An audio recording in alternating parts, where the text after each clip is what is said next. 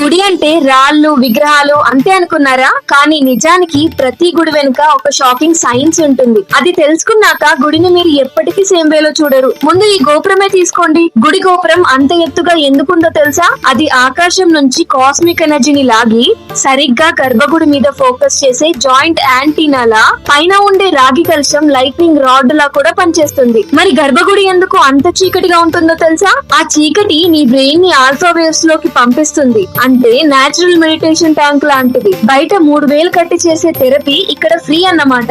గుడి చుట్టూ clock wise గా ఎందుకు తిరుగుతామంటే భూమి కూడా అటే తిరుగుతుంది. అలా తిరిగితే నీ బాడీలోని సెల్స్ భూమి మ్యాగ్నెటిక్ ఫీల్డ్ తో సింక్ అయిపోతాయి. ఫుల్ రీఛార్జ్ అయినట్టే. ఇక ఈ ధ్వజస్తంభం ఇది మామూలు కర్ర కాదు. బంగారం, వెండి, రాగి, ఇనుము, సీసం ఈ 5 లోహాలతో చేసిన యాంటీ రేడియేషన్ షీల్డ్ లా గుడి చుట్టూ 1 కిలోమీటర్ వరకు గాలిని శుద్ధి చేస్తుంది. ఇక లాస్ట్ రాగి చెంబులో ఇచ్చే తీర్థం. సైన్స్ ప్రకారం దాన్నే ఒలిగోడైనమిక్ ఎఫెక్ట్ అంటారు. రాగి నీళ్లలో ఉన్న 99% బ్యాక్టీరియాని చంపేస్తుంది. నేచురల్ యాంటీబయోటిక్ లా పనిచేస్తుంది. రాగి పాత్రల్లో నీళ్లు ఉంచితే బ్యాక్టీరియా తగ్గుతాయని సైన్స్ కూడా చెప్తుంది. ఇప్పుడు అర్థమైందా? మన పూర్వీకులు గుళ్ళు కట్టింది కేవలం పూజల కోసం మాత్రమే కాదు, మన మైండ్ కి పీస్, బాడీకి కామ్నెస్, లైఫ్ కి పాజిటివ్ ఎనర్జీ ఇవ్వడానికి. నెక్స్ట్ టైం గుడికి వెళ్ళినప్పుడు జస్ట్ దండం పెట్టి రాకుండా ఈ సైన్స్ ని ఫీల్ అవ్వండి. ఈ వీడియో నచ్చితే లైక్ చేసి మీ ఫ్రెండ్స్ కి షేర్ చేయండి. ఇంకా ఇలాంటి మన సాంప్రదాయాల వెనుక ఉన్న సైన్స్ తెలుసుకోవాలంటే